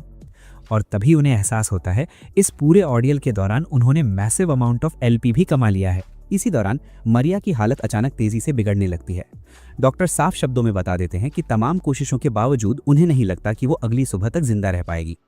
ये सुनते ही नुआर और बाकी लड़कियां बिना देर किए मरिया के बंगले पर पहुंचती हैं, जहां उन्हें उसकी असिस्टेंट फूट फूट कर रोती हुई मिलती है। वे उसे ढाढ़स बंधाते हुए कहते हैं कि अभी भी टाइम है क्योंकि मरिया अभी पूरी तरह 16 साल की नहीं हुई है। तभी असिस्टेंट मरिया की पूरी कहानी सुनाती है, कैसे बचपन से ही उसे पता था कि उस पर एक कर्स लगा हुआ है जो उसे नॉर्मल लाइफ जीने नहीं देता। ये जानकर कि वो अडल्टहुड तक भी नहीं पहुंच पाएगी, मरिया अंदर से पूरी तरह टूट चुकी थी। मरिया खुद बताती है कि ये कर्स तब शुरू हुआ था जब उसके दादा ने एक जादूगर को हराया था और बदले में उसी जादूगर ने खास तौर पर उसी पर यह अभिशाप डाल दिया। परिवार के किसी और मेंबर पर इसका असर नहीं हुआ और यही बात उसे सबसे ज़्यादा परेशान करती थी कि आखिर उसे ही क्यों चुना गया। कर्स तोड़ने के लिए उसने हर पॉसिबल तरीका आजमाया, लेकिन जब कुछ भी काम नहीं आया तो उसने अपनी मौत को एक्सेप्ट कर लिया। इसके बाद उसने फैसला किया कि जितना भी समय बचा है उसे पूरी तरह जिएगी। इसी सोच के साथ उसने एकेडमी में एडमिशन लिया ताकि एक ड्यूक की सच्ची बेटी की तरह अपनी जिम्मेदारियां निभा सके। नुआर और लड़कियां मरिया के कमरे में जाती हैं, जहां वो बेहद कमज़ोर हालत में पड़ी होती है। लूना उसके माता पिता को समझाती है कि मरिया पर लगा कर्स बेहद पावरफुल है। लूना बताती है कि भले ही वो एक एल्फ है और एल्व्स नॉर्मली लंबी उम्र जीते हैं, लेकिन अगर वो इस कर्स को हटाने की कोशिश करती है तो उसकी खुद की जान चली जाएगी। वो साफ कहती है कि उसकी हीलिंग पावर्स चाहे जितनी भी स्ट्रॉन्ग क्यों ना हो, मरिया को बचाने के लिए काफ़ी नहीं है। तभी नुआर आगे बढ़कर बताता है कि वो लूना की एबिलिटी को इस तरह मॉडिफाई कर सकता है कि डैमेज मरिया की लाइफ की जगह उसकी वेल्थ पर पड़े। वो सबको अश्योर करता है कि पैसों की कोई कमी नहीं है, इसलिए फाइनेंशियल बर्डन कोई इशू नहीं बनेगा। मरिया की असिस्टेंट ये भी मान लेती है कि एकेडमी में एडमिशन के दिन जब मरिया ने पहली बार नुआर को देखा था, तभी उसे उसमें कुछ अलग सा महसूस हुआ था। ये फीलिंग और गहरी हो गई जब उसे पता चला कि एंट्रेंस एग्जाम में ग्रिम रीपर को हराने वाला असल में नुआर ही था। ये सुनकर नुआर खुद चौंक जाता है कि मरिया को सच्चाई का अंदाजा हो चुका था। उसी पल मरिया की आंख खुलती है और वो नुआर से पूछती है कि वो यहाँ क्यों आया है। नुआर थोड़ा थका हुआ सा मुस्कुराता है। वो बताता है कि वो बस उसकी काइंडनेस का बदला चुकाना चाहता था, क्योंकि एकेडमी में वो अकेली थी जिसने उसे एक बैरोनेट होने की वजह से कभी नीचा नहीं दिखाया। नुआर की हालत देखकर मरिया को उसके लाइफ पॉइंट्स और उन्हें बढ़ाने के तरीकों के बारे में भी पता चल जाता है। अचानक वो मरिया के गाल पकड़ती है और उसे चूम लेती है। ये देखकर उसके माता पिता और बाकी लड़कियां शॉक में आ जाती हैं। तभी लूना आगे आती है और कहती है कि अब कर्स हटाने का सही समय आ चुका है। प्रक्रिया काफ़ी पेनफुल होती है, लेकिन आखिरकार लूना पूरी तरह बुराई को निकाल देती है और मरिया कर्स से फ्री हो जाती है। मरिया की माँ खुशी से रो पड़ती है। लोला और एमा साथ में सेलिब्रेट करती हैं और असिस्टेंट मरिया को जोर से गले लगा लेती है। अब रिलीफ साफ दिख रहा होता है। मरिया को एहसास होता है कि उसके सीने का दर्द पूरी तरह गायब हो चुका है और नुआर अपनी शार्प एनालिटिकल विजन से कंफर्म कर लेता है कि कर्स सच में पूरी तरह हट चुका है। मरिया लूना को उसकी पावर्स इस्तेमाल कर उसे बचाने के लिए धन्यवाद देती है। लूना विनम्रता से जवाब देती है कि उसे भी इस बात की राहत है कि वो कर्स हटाने में सफल हो पाई। फिर मरिया नुआर का हाथ थामकर कहती है कि वो उसे कैसे धन्यवाद दे ये भी नहीं जानती और वो हमेशा उसकी ऋणी रहेगी। बाहर निकलते समय नुआर मन ही मन सोचता है कि किसी की जान बचाने से जो सेटिस्फैक्शन मिली है वो किसी भी रिवॉर्ड से बड़ी है। लेकिन वहीं एमा और लोला थोड़ी अनईजी हो जाती हैं, क्योंकि उन्हें साफ दिखने लगता है कि मरिया को नुआर से प्यार हो चुका है और अब वो भी एक राइवल बन सकती है। तभी लूना कैजुअली कह देती है कि वो भी नुआर के चाम में फंस चुकी है। तीनों लड़कियां हंसते हंसते नुआर पर फ्लर्ट करने का आरोप लगा देती हैं। नुआर बाद में एक बार फिर अपनी टीचर ओलिविया के पास जाता है और उसे उन एबिलिटीज़ के लिए थैंक्स कहता है जिनकी वजह से अब वो दूसरों की मदद कर पा रहा है। ओलिविया मजाक में कहती है कि नुआर से अब औरतों जैसी खुशबू आ रही है। नुआर बिना झिझक बोल देता है कि उसने कई लड़कियों को किस किया है। ये सुनकर ओलिविया को बुरा लग जाता है कि उसने सबको चूमा लेकिन उसे नहीं। वो उससे किस मांगती है, मगर नुआर हल्के से उसके माथे पर किस करना बेहतर समझता है। ओलिविया हंसते हुए कहती है कि उसे बाकी लड़कियों के साथ प्रैक्टिस करते रहना चाहिए ताकि अगली बार वो उसे भी प्रॉपर्ली सेटिस्फाई कर सके। अगले दिन खबर आती है कि ड्यूक ने अपनी बेटी की जान बचाने के आभार स्वरूप उन्हें 100 मिलियन रियल से भरा एक चेस्ट गिफ्ट किया है। इतनी बड़ी रकम देखकर नुआर सोच में पड़ जाता है कि इसका करे क्या। एमा सुझाव देती है कि वो मॉन्स्टर्स से जुड़ी आइटम्स बेचने के लिए एक शॉप खोल सकता है, लेकिन तभी लड़कियों के बीच बहस शुरू हो जाती है कि नुआर की नई शॉप में उसकी हेल्पर कौन बनेगी। सिचुएशन ऑकवर्ड होते ही नुआर घबराकर वहां से भाग जाता है। बाद में वो अपने परिवार के साथ बैठकर प्लान्स डिस्कस करता है और बताता है कि इस पैसे का इस्तेमाल करके वे एक प्रॉपर शॉप खोल सकते हैं जहां सामान और रेयर मटेरियल्स बेचे जाएंगे। अब फैसला हो चुका था, नोयर खुद राक्षसों का शिकार करेगा और दुकान के लिए जरूरी मटेरियल्स जुटाएगा। वो अपने पिता को दुकान के लिए सही जगह ढूंढने और लीगल पेपरवर्क तैयार करने का काम सौंप देता है, लेकिन दिल में एक डर भी था, कहीं उसके पिता कसिनो में सारा पैसा उड़ा ना दे। इसी वजह से पैसे की पूरी जिम्मेदारी वो अपनी माँ को दे देता है ताकि एक भी कॉइन वेस्ट ना हो। इसके बाद नोयर खुद को स्ट्रॉन्ग बनाने और सामान इकट्ठा करने के लिए डंजन की ओर निकल पड़ता है। उसके गुरु से सलाह देते हैं कि आगे बढ़ने से पहले जरूरी स्किल्स सीख लेना बेहद जरूरी है। जैसे ही वो डंजन के पहले फ्लोर पर उतरता है, उसे 2 मरे हुए विशाल जानवर दिखाई देते हैं जो साफ तौर पर आपस में लड़कर मरे थे। तभी अचानक उसके सामने सिर पर फूल लगाए एक काला शेर आ जाता है। पहली नज़र में नोयर घबरा जाता है और मन ही मन पोर्टल से भागने की सोचता है, लेकिन शेर उसे शांत करते हुए बताता है कि उसका इरादा नुकसान पहुंचाने का नहीं है, वो बस उससे एक मदद चाहता है। शेर को बोलते देख नोयर हैरान रह जाता है और उसकी बात ध्यान से सुनने लगता है। शेर अपना नाम टिग्रिसन बताता है और कहता है कि अगर नोयर किसी को ढूंढने में उसकी मदद कर दे तो बदले में वो उसे डंजन की 6ठी मंजिल तक पहुंचा देगा। क्यूरियस होकर नोयर मान जाता है और टिग्रिसन की पीठ पर बैठ जाता है। तेजी से डंजन में आगे बढ़ते हुए टिग्रिसिन बताता है कि उसका नाम उसके एक दोस्त ने रखा था और उसे इस नाम पर बेहद गर्व है। वो कहता है कि उस दोस्त को ढूंढना ही उसकी सबसे बड़ी चाहत है। टिग्रिसिन बताता है कि जब वे डंजन में आए थे तो 5वीं मंजिल पर उसके दोस्त ने उससे रुकने को कहा था और खुद 6ठी मंजिल पर चला गया था। लेकिन तब से पूरे 350 साल बीत चुके हैं और वो दोस्त कभी वापस नहीं लौटा। इतने लंबे समय के बाद भी टिग्रिसिन ने ना तो जगह छोड़ी और ना ही उम्मीद। वो आज भी उसी वादे पर टिका रहा। वो बताता है कि उसका दोस्त एक एल्फ था जिनकी सामान्य उम्र करीब 500 साल होती है। टिग्रिसिन 5वीं मंजिल पर रुक जाता है और नोएर समझौते का अपना हिस्सा निभाने के लिए 6ठी मंजिल की ओर बढ़ता है। जैसे ही वो वहां पहुंचता है, माहौल अचानक बेहद डार्क और डरावना हो जाता है। अचानक कई ज़ॉम्बीज सामने आ जाते हैं और नोएर का पीछा करने लगते हैं। चलते चलते उनके शरीर के हिस्से गिरते जा रहे होते हैं। नोएर किसी तरह दरवाजे से निकलकर राहत की सांस लेता है, लेकिन तभी एक और ज़ॉम्बी सामने आता है और ये बाकी सबसे अलग दिखता है। नोएर को एहसास होता है कि ये ज़ॉम्बी कोई और नहीं बल्कि टिग्रिसिन का एल्फ दोस्त है। उसे बचाने का फैसला करते हुए नोएर ज़ॉम्बी बनने की प्रक्रिया को खत्म करने के लिए 500 एलपी खर्च करता है और देखते ही देखते एल्फ वापस अपने असली ह्यूमनॉइड रूप में लौट आता है। होश में आते ही नोएर उस एल्फ से बात करता है जिसका नाम बाकल है। अगला सीन दिखाता है कि नोएर बाकल को टिग्रिसिन की पूरी कहानी सुना रहा है, कैसे वो शेर 350 साल तक एक ही जगह अपने दोस्त का इंतजार करता रहा। ये सुनकर बाकल की आंखों में आंसू आ जाते हैं और वो अपने वफादार दोस्त को निराश करने के गिल्ट से टूट जाता है। बाकल बताता है कि उनकी पहली मुलाकात कैसे हुई थी। एक दिन जब मॉन्स्टर्स ने उस पर हमला किया था तब टिग्रिसिन उसकी मदद के लिए आया था। आभार से भरे बाकल ने उससे पूछा था कि क्या वो उसका दोस्त बनना चाहेगा। इतनी सी बात टिग्रिसिन के लिए बहुत बड़ी थी क्योंकि इससे पहले कभी किसी ने उससे इस तरह बात नहीं की थी। बाकल ने ही उसका नाम टिग्रिसिन रखा था और वो नाम उसे बेहद पसंद आया। उसी दिन से दोनों इनसेपरेबल बन गए और साथ में अनगिनत एडवेंचर्स किए। अपने बर्ताव पर शर्मिंदा बाकल आखिरकार टिग्रिसिन से मिलने का साहस जुटाता है।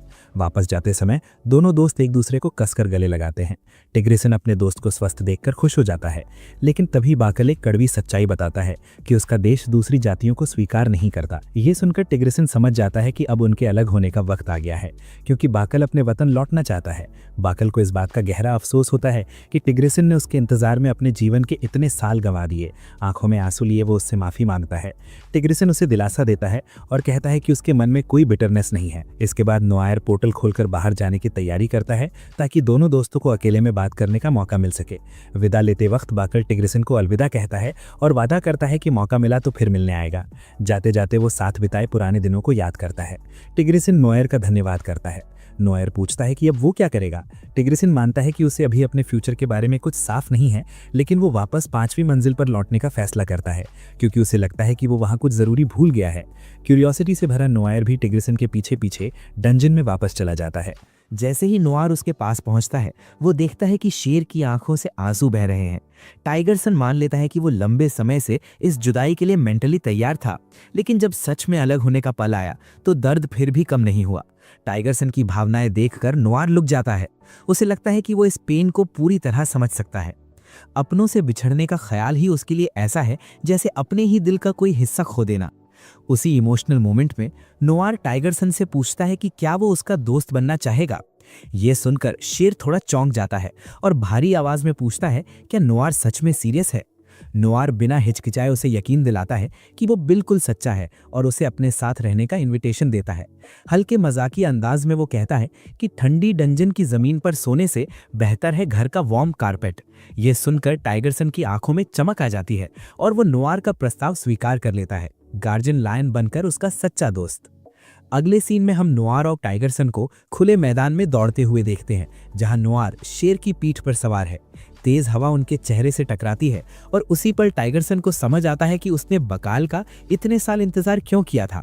शायद डेस्टिनी ने उसके लिए कुछ और ही प्लान किया था, एक नया अनोखा दोस्त। नए कॉन्फिडेंस के साथ टाइगरसन नोआर के साथ पूरी रफ्तार में अपने नए घर की ओर बढ़ता है।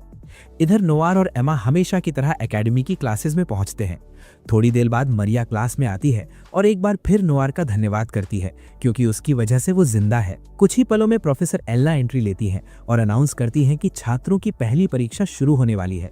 इस टेस्ट में उन्हें अधिकतम 2 हफ्तों के भीतर मॉन्स्टर्स से रेयर मटेरियल्स इकट्ठा करनी होंगी। ये सुनते ही क्लास में हलचल मच जाती है क्योंकि ये चीजें मार्केट में मिलती ही नहीं। क्लास खत्म होने के बाद नोआर और एमा डिसाइड करते हैं कि वो गिल्ड जाकर लोला से मदद लेंगे। उन्हें लगता है कि शायद वही कोई रास्ता बता सके, लेकिन वहां पहुंचते ही वे देखते हैं कि लोला सारा नाम की एक दूसरी रिसेप्शनिस्ट से तीखी बहस में उलझी हुई है। असल बात यह थी कि सारा पर आरोप था कि वो लोला के एडवेंचरर्स को अपनी तरफ खींच रही थी। गिल्ड में रिसेप्शनिस्ट का काम एडवेंचरर्स को मैनेज करना होता है, और जितने ज्यादा सक्सेसफुल मिशंस उतने ज्यादा पॉइंट्स और फायदे। लोला गुस्से में सारा पर आरोप लगाती है कि वो चाम से लोगों को बहका रही है। बात बढ़ते बढ़ते ड्यूएल तक पहुंच जाती है। लोला सारा को चुनौती देती है कि देखा जाए कौन ज्यादा पॉइंट्स कमाती है। शर्त यह होती है कि जो जीतेगी वो हारने वाली की एक एडवेंचरर अपने साथ ले जाएगी। इसी बीच लोला नोआर को देखकर साफ साफ कह देती है कि वो उसे अपना एडवेंचरर बनाना चाहती है। उसे भरोसा है कि उसके गाइडेंस में नोआर बहुत ऊपर तक जा सकता है। नोआर अपनी एनालिटिकल विजन से सारा को स्कैन करता है और समझ जाता है कि उसकी सारी एबिलिटीज अट्रैक्शन बेस्ड है। अब नोआर को साफ हो जाता है कि गिल्ड के लड़के उसके पीछे क्यों भागते हैं। एमा और लूना भी ये नोटिस कर लेती हैं कि नोआर का ध्यान कुछ ज्यादा ही भटक रहा है। सारा एक कोल्ड स्माइल के साथ वहां से चली जाती है, बिना किसी पछतावे के। हालांकि नोआर मन ही मन सोचता है कि अगर लोला ड्यूअल हार गई तो सारा उसकी रिसेप्शनिस्ट बन जाएगी। फिर भी वो लोला को भरोसा देता है कि वो उसकी मदद करेगा, लेकिन उससे पहले उन्हें एग्जाम के लिए हाई लेवल मिशंस पूरे करने होंगे।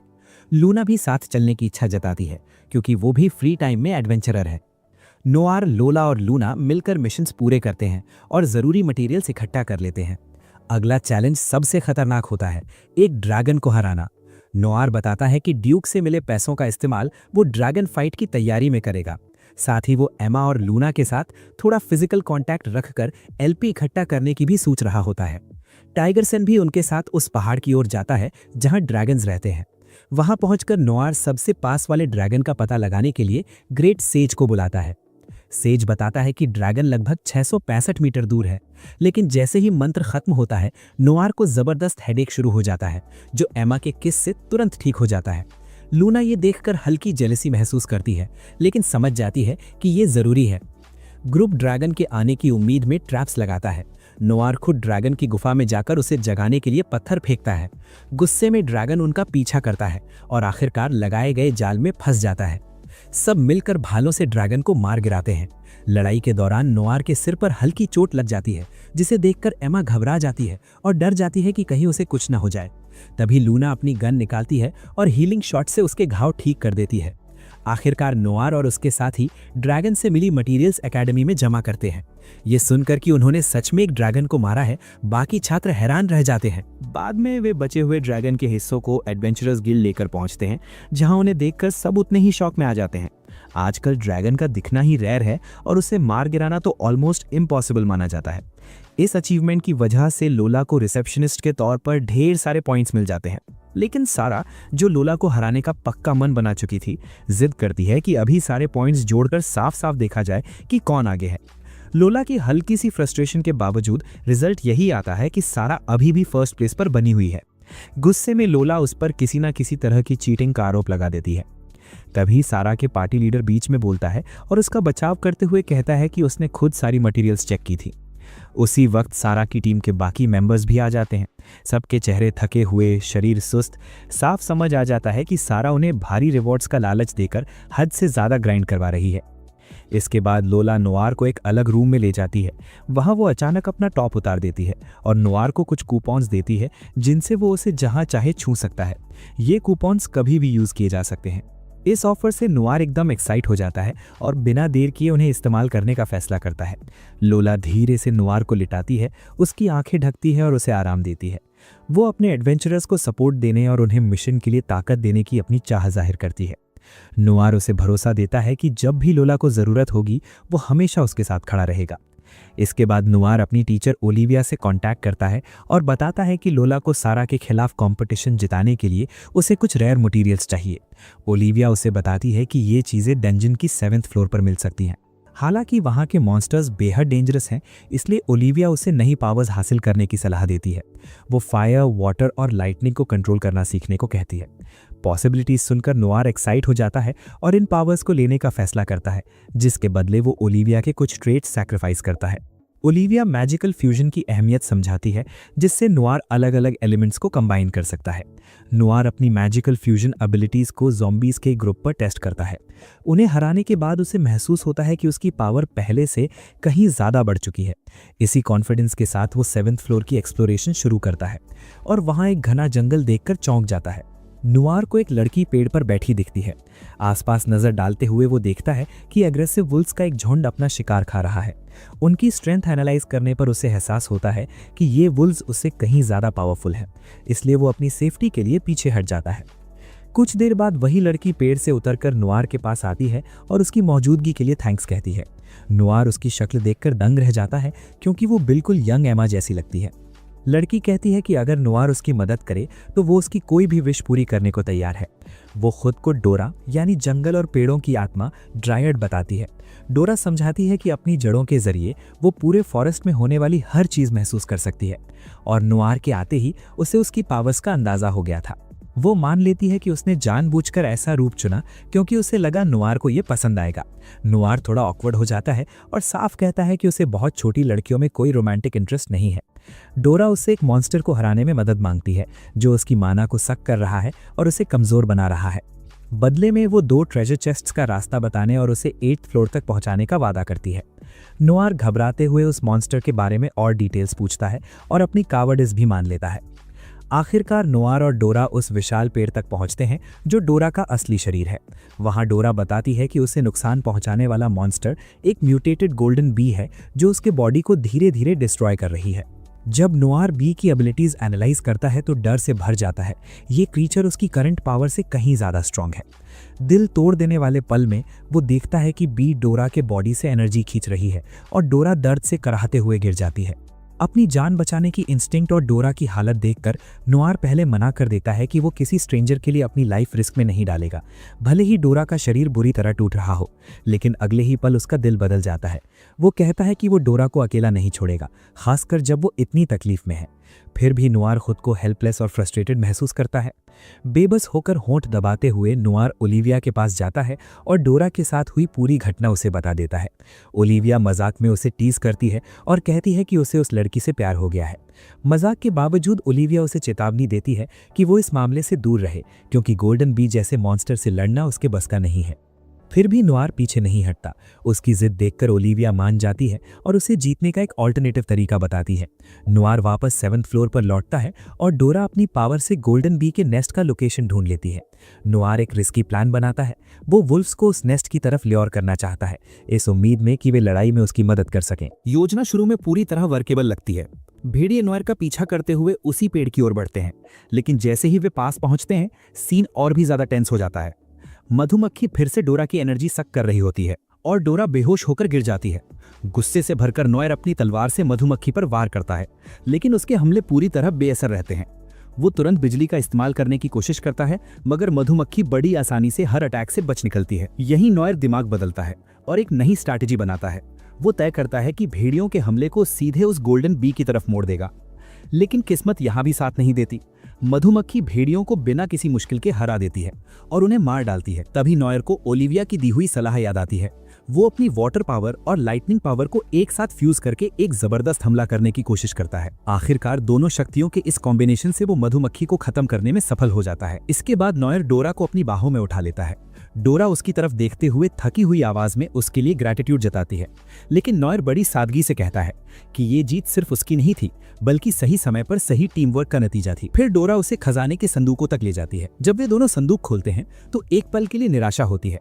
अंदर रखी दोनों चीजें टूटी फूटी लगती हैं, लेकिन अपनी एनालिटिकल एबिलिटी से नॉयर समझ जाता है कि ये दिखने में डैमेज्ड आइटम्स असल में उसके ग्रुप की लड़कियों को जबरदस्त पावर्स दे सकती हैं। नॉयर डोरा से विदा लेता है और वादा करता है कि वापस लौटते वक्त वो उसके लिए कुछ टेस्टी जरूर लाएगा। खजाने से मिली रेयर आइटम्स में से एक नॉयर लोला को दे देता है।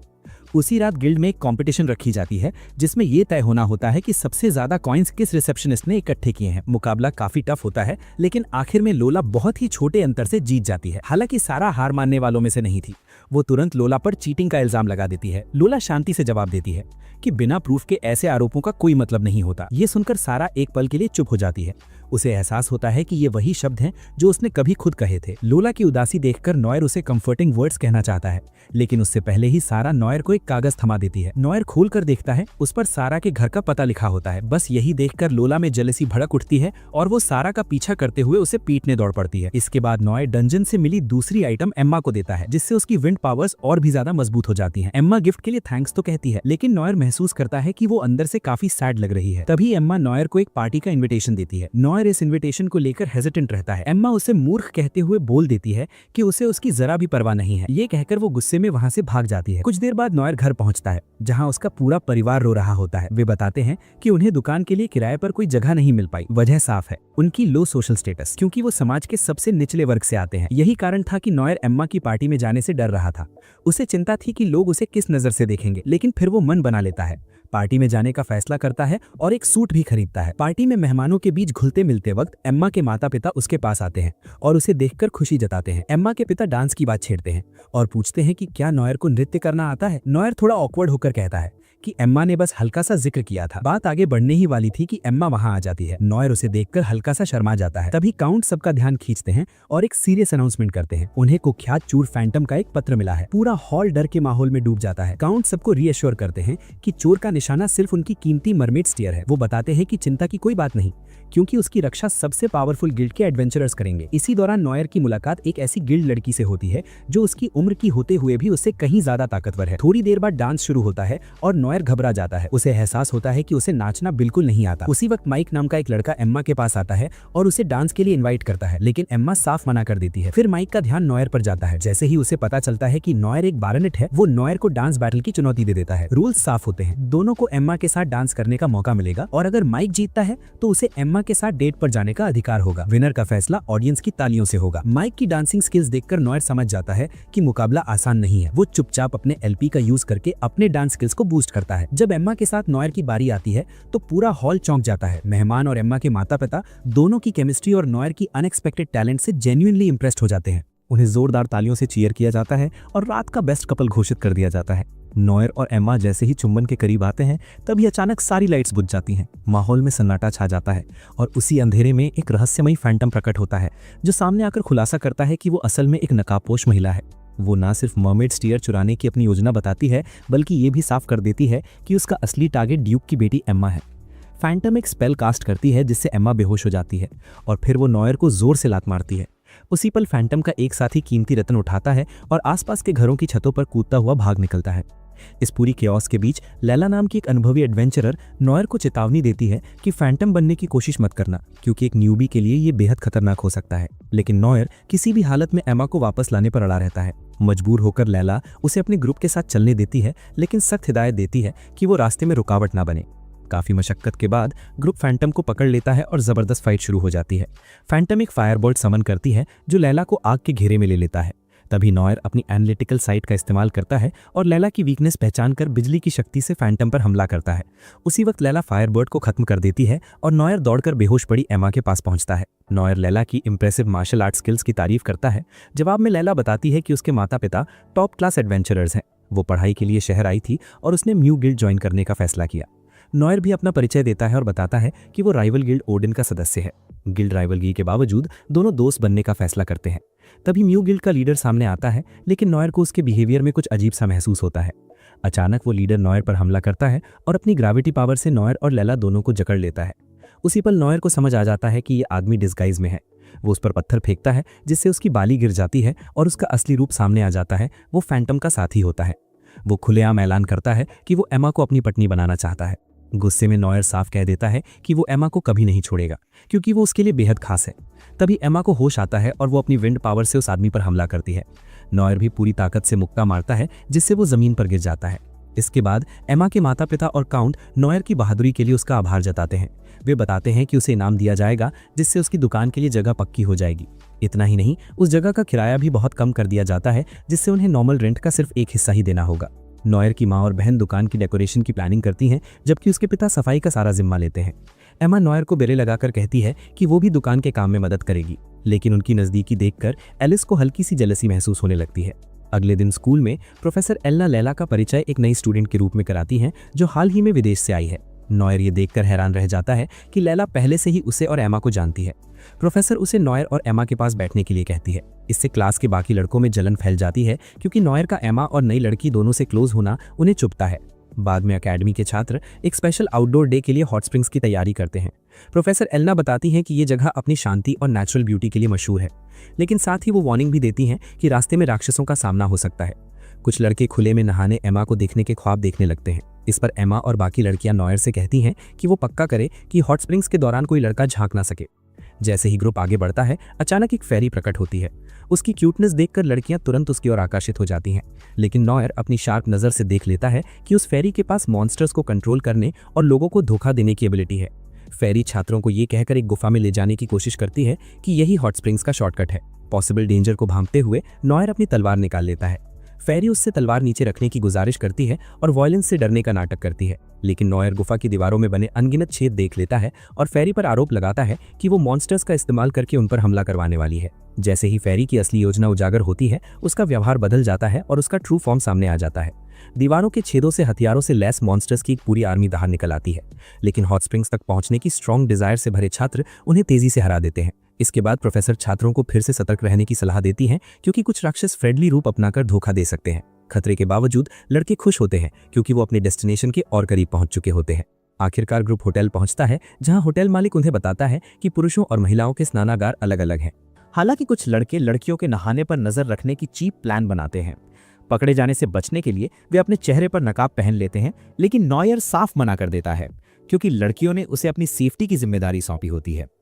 लड़के नॉयर पर गद्दारी का आरोप लगाते हैं और उसे घूरते हुए गर्म पानी के झरनों की ओर बढ़ जाते हैं, जहां लड़कियां नहा रही होती हैं। लेकिन तभी प्रोफेसर बीच में आकर मिट्टी की एक मोटी दीवार खड़ी कर देते हैं और सारे लड़के सीधा उसी से टकरा जाते हैं। छात्रों का लीडर गुस्से में प्रोफेसर का सामना करता है और कहता है कि कोई भी उसके रास्ते में नहीं आएगा। तभी नॉयर उस लीडर को पकड़ लेता है, जो रोते हुए बताता है कि उसने अपनी सारी सेविंग्स मांसपेशियां बढ़ाने में लगा दी थीं। जैसे जैसे उसका अजीब सा ट्रांसफॉर्मेशन दिखता है, वो अपने साथियों को नहाते देखने के लिए उठाए गए अपने बेवकूफ़ाना कदमों पर खुद ही कमेंट करने लगता है। नॉयर उसे समझाने की कोशिश करता है, बोलता है कि ये सब बेकार है, लेकिन लीडर उस पर हमला कर देता है। नॉयर उसे जमीन पर पटक देता है और वहीं फाइट खत्म हो जाती है। इसी बीच एक और सहपाठी चुपके से लड़कियों के बाथरूम में घुसने की कोशिश करता है। नॉयर उसे रोकने के लिए तुरंत उसके पीछे दौड़ता है। लड़का काफी तेज होता है और नॉयर के साथ ही पूल एरिया में पहुंच जाता है। आंखें बंद करते हुए नॉयर लड़कियों को पानी से बाहर आने के लिए कहता है, ये सोचकर कि उन्होंने कपड़े नहीं पहने होंगे, लेकिन जैसे ही वो आंखें खोलता है उसे शॉक लगता है। सभी लड़कियां पूरी तरह कपड़ों में होती हैं। असल में प्रोफेसर एलना ने पहले ही उन्हें कपड़े ना उतारने का आदेश दिया था। ये पूरा सीन एक टेस्ट था, ये देखने के लिए कि नॉयर लड़कों के साथ मिलकर गलत काम करता है या नहीं। सबको रोकने में अपनी सारी एनर्जी झोंक देने के बाद थकान और तनाव से नॉयर वहीं पानी में बेहोश हो जाता है। जब उसे होश आता है तो वो खुद को अपने क्लासमेट्स के साथ हॉट स्प्रिंग्स में पाता है। प्रोफेसर उसके पास आती हैं और उसे कमर पर तौलिया बांधने और आंखें ढकने का निर्देश देती हैं। वो उसे काम करते हुए कहती हैं कि चिंता की कोई बात नहीं है, क्योंकि सारे लड़कों को बंद कर दिया गया है। लड़कों की स्पाइंग रोकने के रिवॉर्ड के तौर पर प्रोफेसर नॉयर को लड़कियों के साथ नहाने की इजाजत दे देती हैं। चारों तरफ लड़कियों के स्पर्श से घिरा नॉयर महसूस करता है कि उसके लाइफ पॉइंट्स अचानक 10,000 से भी ज्यादा बढ़ चुके हैं। ट्रिप से लौटने के बाद लड़कियां नॉयर के नए स्टोर की ओपनिंग में उसकी मदद करती हैं। दुकान के नाम पर चर्चा होती है और आखिरकार टाइगरसन के सुझाए नाम स्टारडिया ऑडिटीज पर सब सहमत होते हैं। उन्हें लगता है कि ये नाम उनके फैमिली सरनेम के साथ परफेक्टली मैच करता है। नॉयर के माता पिता और बहन फ्लायर्स बांटते हुए दुकान पर पहुंचते हैं। वे बताते हैं कि टाइगरसन भी पूरे जोश से प्रमोशन कर रहा है। धीरे धीरे कई कस्टमर्स दुकान में आने लगते हैं और बिकने वाली चीज़ों में इंटरेस्ट दिखाते हैं, जिससे माहौल काफ़ी पॉजिटिव हो जाता है। नॉयर कुछ पल रुककर सोचता है और मानता है कि उसने जो कुछ भी हासिल किया है वो उसकी टीचर ओलिविया की वजह से है। वो उससे मिलने का फैसला करता है, उसे आज़ाद कराने और उसकी चेन्स तोड़ने के इरादे से। लेकिन ओलिविया उसे कहती है कि उसे बचाने की चिंता ना करे।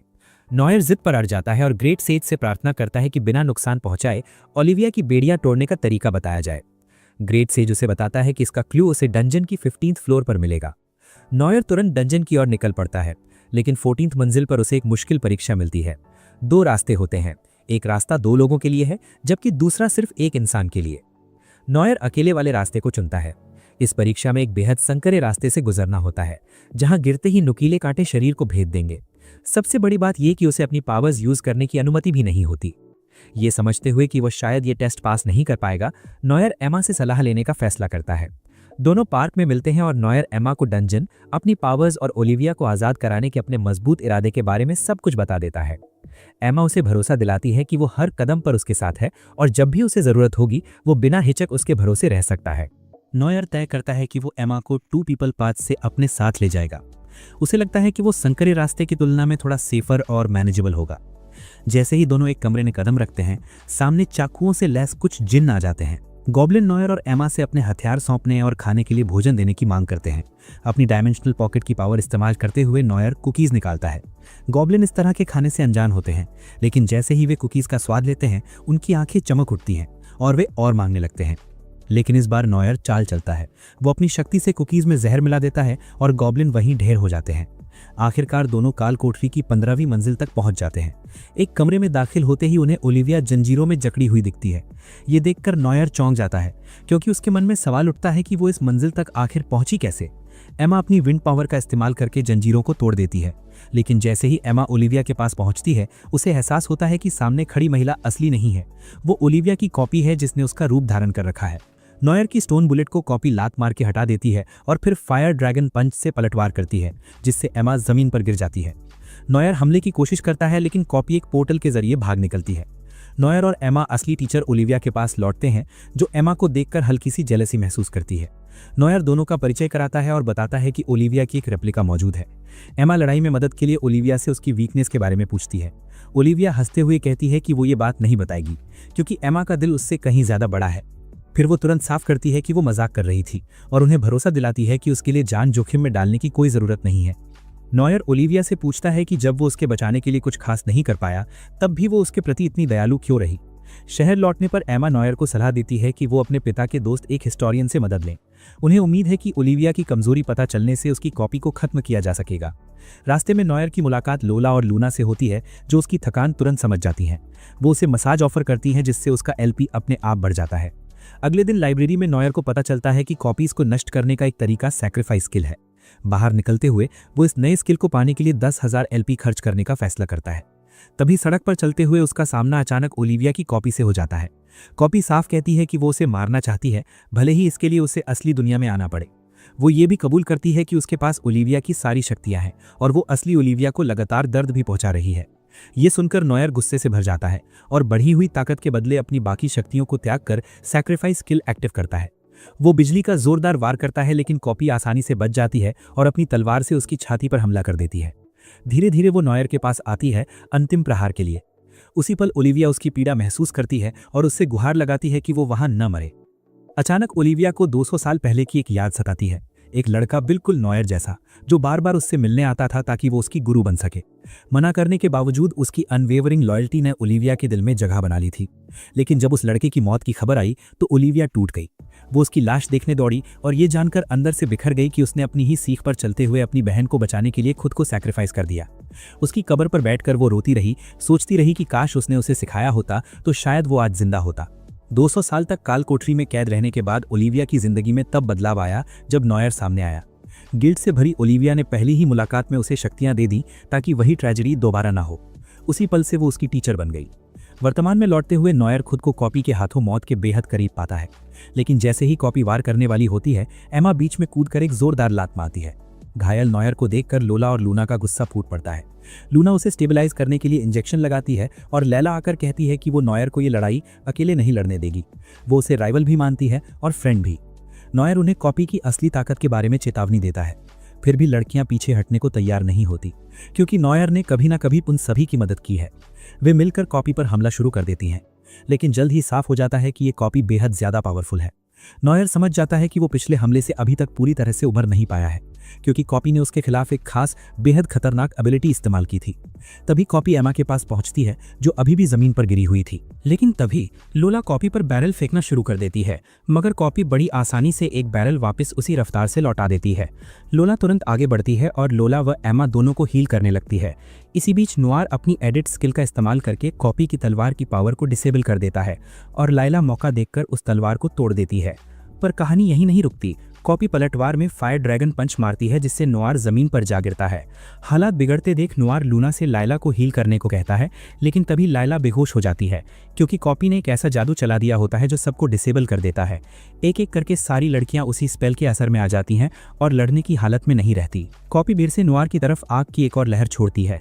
नोआर को तब एहसास होता है कि कॉपी ने उसकी एबिलिटीज को डिस्टॉर्ट कर दिया है, जिससे उसकी मूवमेंट और रिएक्शन स्लो हो गए हैं। दबाव बढ़ता जाता है। नोआर स्टोन बुलेट से काउंटर करने की कोशिश करता है, लेकिन कॉपी उसे वापस उछाल देती है और गोली सीधा उसकी छाती में लगती है। उसी पल नोआर समझ जाता है कि कॉपी की वजह से उसकी सारी पावर्स अनस्टेबल हो चुकी हैं। कॉपी उसे हार मानने के लिए उकसाती है, लेकिन अपनी टीचर को आज़ाद कराने का जो डिटर्मिनेशन उसके अंदर है वही उसे फिर से खड़ा करता है। पूरी हिम्मत जुटाकर नोआर एक बार फिर अपनी सैक्रिफाइस पावर एक्टिवेट करता है और कॉपी पर जबरदस्त हमला करता है। ये पहली बार होता है जब कॉपी को सच में खतरे का एहसास होता है, लेकिन अगले ही पल नोआर को गहरा शॉक लगता है क्योंकि उसका अटैक बेअसर रहता है। कॉपी की स्किन अनरियल लेवल तक सख्त होती है। कॉपी लगातार वार करती है और नोआर को हवा में उछाल देती है। फिर वो अपनी लिमिटलेस एनर्जी से एक विशाल फायर मॉन्स्टर समन कर देती है, जिसे देखकर नोआर भी पल भर के लिए सन्न रह जाता है। वो चीखते हुए नोआर की मौत की कामना करती है और पूरी ताकत उसकी ओर झोंक देती है। उसी निर्णायक पल में नोआर के दिमाग में उन सभी लड़कियों के चेहरे घूम जाते हैं जिन्होंने कभी ना कभी अपनी सुरक्षा के लिए उस पर भरोसा किया था। उसी भरोसे से ताकत लेकर नोआर उठता है और पूरी ताकत से अपनी तलवार घुमाकर उस ड्रैगन को 2 टुकड़ों में काट देता है। लपटों से घिरी तलवार को वो सीधा कॉपी के सिर में घुसा देता है। तभी सच्चाई सामने आती है। कॉपी का असली रूप दरअसल एक मैजिकल चेन होता है जिसने ओलिविया को कैद कर रखा था। आखिरी बार नोआर को कोसते हुए वो रेप्लिका टूटकर नष्ट हो जाती है। पूरी तरह एग्जॉस्टेड होकर नोआर घुटनों के बल गिर पड़ता है क्योंकि लड़ाई में उसके लगभग सारे एलपी खत्म हो चुके होते हैं, लेकिन लड़कियां उसे घेरकर गले लगा लेती हैं ताकि उसके पॉइंट्स धीरे धीरे वापस आ सकें।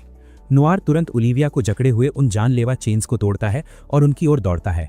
ओलिविया सैकड़ों सालों की कैद से आज़ाद होकर काल कोठरी से बाहर निकलती है और खुद को एक खुले खेत में पाती है, जहां वो 200 साल बाद पहली बार सूरज उगते हुए देखती है।